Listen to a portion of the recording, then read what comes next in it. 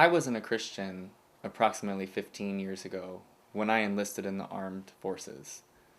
I didn't have religious beliefs or values that I held as closely as Kim Davis does, supposedly. I didn't serve in our military for nearly 10 years, going to war, battling, fighting for the freedom of the people of the United States for religious beliefs. I did it because I chose to stand up for a freedom that we're supposed to have. A freedom to speak, a freedom of press, a freedom of religion, and a freedom to separate church and state. Separate church and state.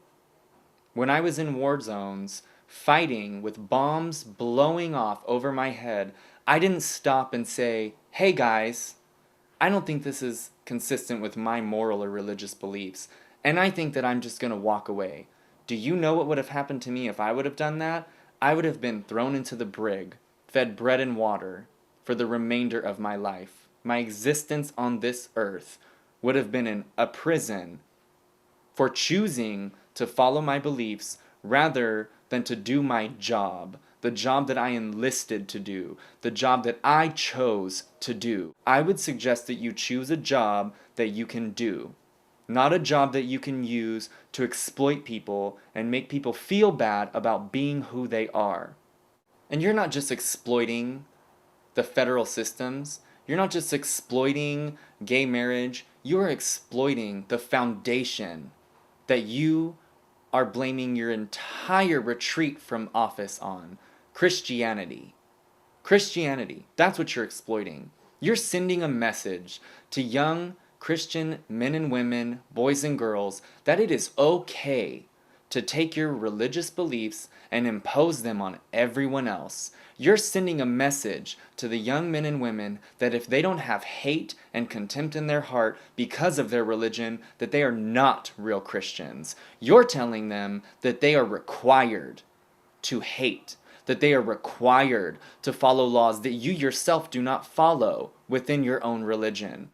The fact that you choose to use a peaceful religion to exploit for your own personal gain, for I'm sure what will turn into book deals, for I'm sure what will turn into $1,000,000 grants, for I'm sure what will turn into you never having to work again a day in your life because you have made yourself into a martyr for a religion that you don't follow, a martyr for a religion whose values you have broken, a martyr for people who try to be honest, good citizens that follow the law.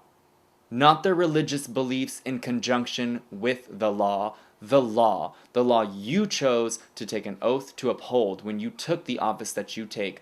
Did you take that office to exploit Christianity, to gain power? It sure seems that way to me. What's really going on, Kim Davis, Mike Huckabee, Donald Trump?